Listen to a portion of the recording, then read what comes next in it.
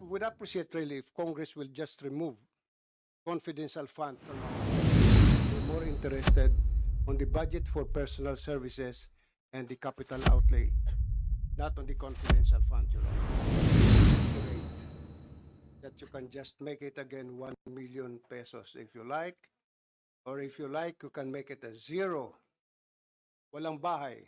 Zero appropriation for the confidential fund of the Office of the Ombudsman until such time or until the end of my term of office as the Ombudsman. We can survive Okay, without thank you. additional confidential funds.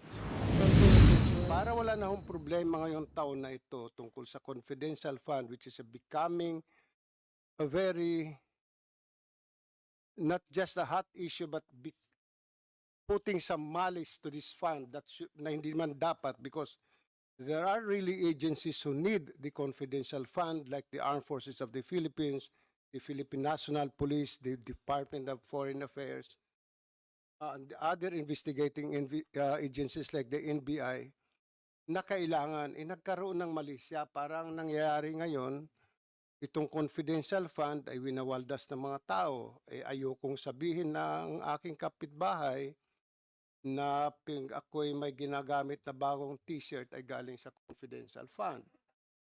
So I'd rather not to have a confidential fund until the end of my term of office than to have a confidential fund where people will be raising their eyebrows wherever I go. Kumakain ako, baka sabihin ang binabayad ko doon sa tubig o sa coke na iniinom ko ay galing sa confidential fund. I would appreciate really if Congress will just remove confidential fund from our budget.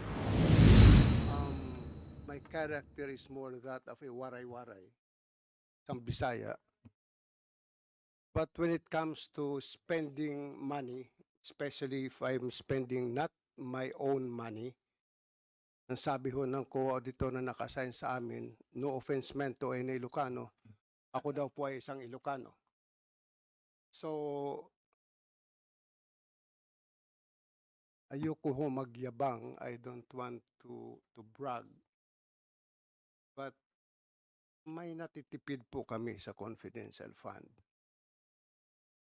Mayroon ho kami natitipid at kaya naman hong makatipid kung gagawan lang ho ng remedyo na gusto mo magtipid. In the Office of the Ombudsman, we have made a lot of changes, especially in this investigation process, where it used to be about 4 or 5 investigators going out to the field. We limited that to 1 or 2.